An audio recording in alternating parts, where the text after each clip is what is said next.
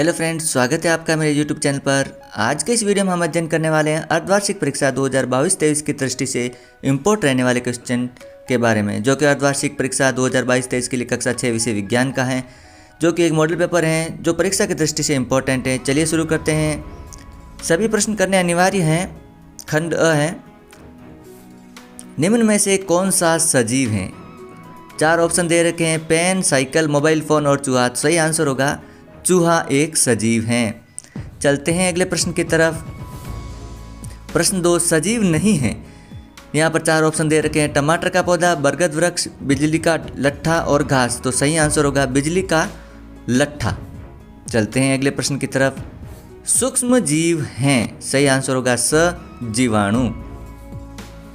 चलते हैं अगले प्रश्न की तरफ। प्रतिजैविक औषधि हैं। आंसर होगा पेनिसिलिन। पेनिसिलिन एक प्रतिजैविक है। अगला प्रश्न है, HIV हैं एक, क्या है? HIV एक वायरस है, विषाणु। सही आंसर होगा अ। अब चलते हैं अगले प्रश्न की तरफ। प्रश्न संख्या 6, जल को जीवाणु रहित करने के लिए प्रयोग होता है। आंसर होगा उपरोक्त सभी, अर्थात ब्लीचिंग पाउडर, क्लोरीन और पोटेशियम परमेट। इन तीनों का उपयोग हमें जल को जीवाणु रहित करने के लिए करते हैं। अब आते हैं खंड ब की तरफ। लकड़ी से बनाई जा सकने वाली 5 वस्तुओं के नाम लिखिए। तो लकड़ी से बनाई जा सकने वाली वस्तुएं कौन कौन सी होती हैं? जैसे कि हमने लिखा बल्ला, मेज, कुर्सी, दरवाज़ा, पलंग आदि। चलते हैं अगले प्रश्न की तरफ। गर्म करने पर लोहे में क्या परिवर्तन होता है? तो आंसर लिखेंगे गर्म करने पर लोहे में प्रसार होता है। चलते हैं अगले प्रश्न संख्या 3 की तरफ। पौधे में तने का क्या कार्य है? तो आंसर लिखेंगे पौधे में तने के मुख्य कार्य निम्न प्रकार से हैं।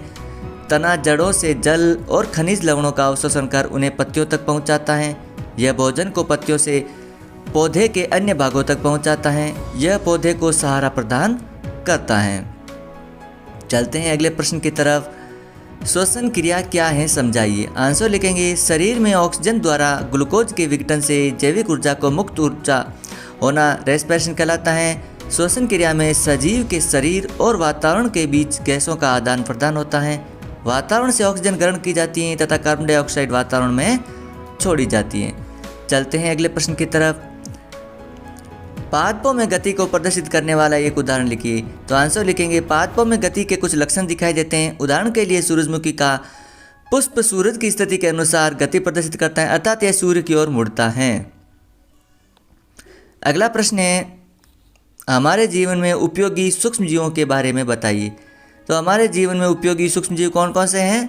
लैक्टोबैसिलस जीवाणु, जो दूध से दही बनाने में उपयोगी है। राइजोबियम जीवाणु, जो नाइट्रोजन स्थिरीकरण में काम आता है। क्लोस्ट्रीडियम बाटुलिनम, विटामिन B12 के निर्माण में उपयोगी है। और पेनिसिलिन नामक प्रतिजैविक से प्राप्त होता है। अगला प्रश्न है, आजकल अस्पतालों में किस प्रकार की सिरिंज काम में ली जाती है? तो आंसर लिखेंगे आजकल अस्पतालों में काम आने वाली सिरिंज एवं सुइयाँ निर्जमीकृत होती हैं, अर्थात इनका एक ही बार उपयोग होता है। चलते हैं अगले प्रश्न की तरफ, जो कि लघुतरात्मक होने वाले हैं। सजीवों के लक्षण का चार्ट तैयार कर कक्षा में लगाएं। तो आंसर लिखेंगे जीवों में निम्नलिखित लक्षण पाए जाते हैं। सजीव भोजन ग्रहण करते हैं, सजीव वृद्धि करते हैं, सजीव श्वसन करते हैं, गति करते हैं, संवेदनशील होते हैं, उद्दीपनों के प्रति अनुक्रिया करते हैं। सजीवों में उत्सर्जन क्रिया होती है और प्रजनन क्रिया होती है। अगला प्रश्न है, पाश्चुरीकरण क्या है?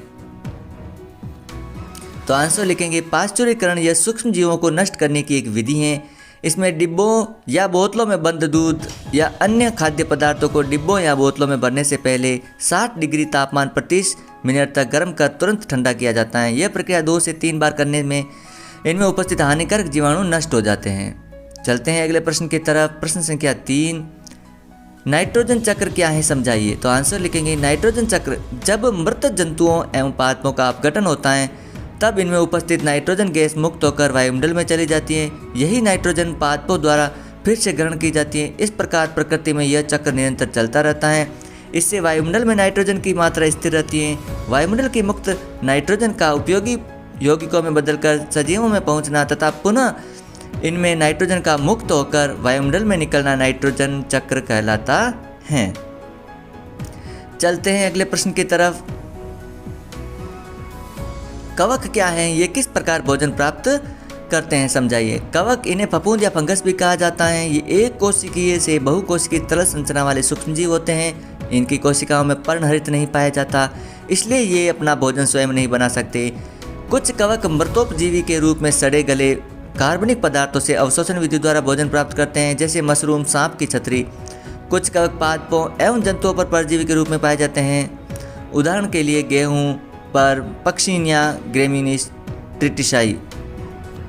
कुछ कवक जीव शैवालों के साथ सहजीवी के रूप में भी पाए जाते हैं। चलते हैं अगले प्रश्न की तरफ।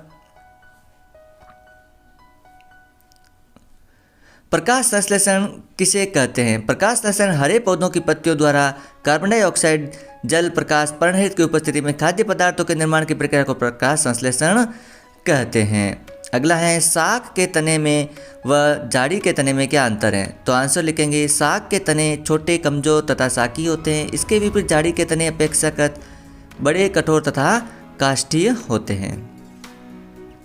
चलते हैं अगले प्रश्न की तरफ। क्या सभी पौधों की उम्र एक समान होती है? क्या कुछ पौधे अल्पजीवी एवं कुछ दीर्घजीवी होते हैं?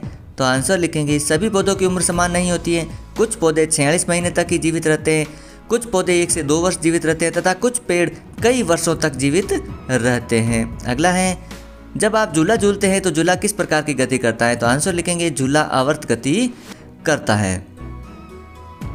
अगला है, घूर्णन गति के 4 उदाहरण लिखिए। तो 4 उदाहरण लिख देते हैं यहाँ पर। कुम्हार का घूमता हुआ चक्का, कीली पर घूमता हुआ लट्टू, घूमता हुआ बिजली का पंखा और घूमता हुआ साइकिल का पहिया। अब है निबंधात्मक प्रश्न खंड द। पहला प्रश्न है, जगदीश चंद्र बोस की जीवनी इसके कार्यों के संदर्भ में लिखिए, या इनमें से एक करना है। सूक्ष्मजीव क्या है? विभिन्न प्रकार के सूक्ष्मजीवों को उदाहरण से समझाइए। दूसरा है, जैविक नाइट्रोजन स्थिरीकरण की प्रक्रिया को समझाइए, या आयु के आधार पर पेड़ पौधों का वर्गीकरण उदाहरण सहित कीजिए। तीसरा है, विलेयता एवं अविलेयता से आप क्या समझते हैं? उदाहरण सहित समझाइए। या सत्येंद्र नाथ बोस द्वारा उनके द्वारा किए गए कार्यों का संक्षिप्त वर्णन कीजिए। इस प्रकार हमने मॉडल पेपर कंप्लीट सॉल्यूशन दिया है। अर्धवार्षिक परीक्षा 2022-23 की दृष्टि से जो इम्पोर्टेंट है, कक्षा 6 है, विज्ञान विषय है।